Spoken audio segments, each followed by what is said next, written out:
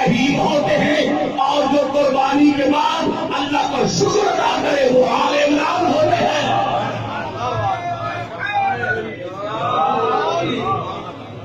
جو قربانی کے بعد صبر کرے انہیں کہتے ہیں آل ابراہیم، اور جو قربانی کے بعد وہ شکر ادا کرے انہیں کہتے ہیں آل عمران۔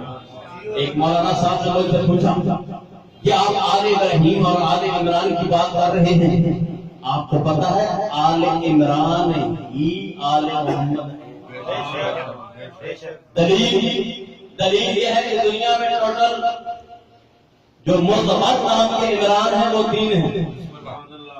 ایک حضرت موسیٰ علیہ السلام کے والد، ان کا نام ہے قبلہ عمران، اور ایک ہے حضرت عیسیٰ علیہ السلام کے نانا، ان کا نام بھی ہے عمران، لیکن ان دونوں کی آل عمران نہیں قرار پا سکتی۔ کیوں؟ دلیل دے رہا ہوں، اس لیے کہ حضرت موسیٰ علیہ السلام کا کوئی بیٹا نہیں تھا، ایک بیٹی تھی جس کا نام خرطوم تھا۔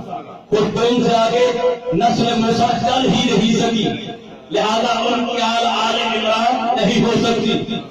اور حضرت عیسیٰ علیہ السلام کے نانا کی بات کرتے ہیں، عیسیٰ نے شادی ہی نہیں کی، عیسیٰ نے شادی ہی نہیں کی۔ اب آل عمران کون ہے؟ آل عمران وہ ہیں جو کل بھی دنیا میں تھے، آج بھی دنیا میں ہیں، قیامت تک دنیا میں باقی رہیں گے۔ اسی کو سادات کہتے ہیں، اسی کو ذریعۃ رسول کہتے ہیں۔ دنیا نے بڑی بڑی کوششیں کی کہ آل عمران کا نام و نشان مٹ جائے، دنیا نے بڑی بڑی سازشیں کی کہ سادات کی نسل ختم ہو جائے۔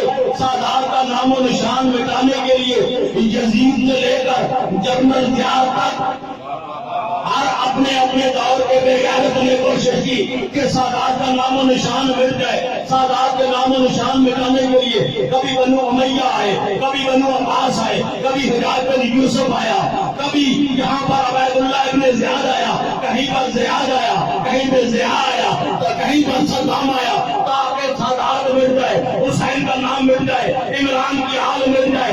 لیکن وہ سارے اپنی اپنی قبر کے گڑھوں میں جا کر جہنم میں جا چکے۔ سادات کل بھی زندہ تھے، سادات آج بھی زندہ ہیں، سادات قیامت تک زندہ باد رہیں گے۔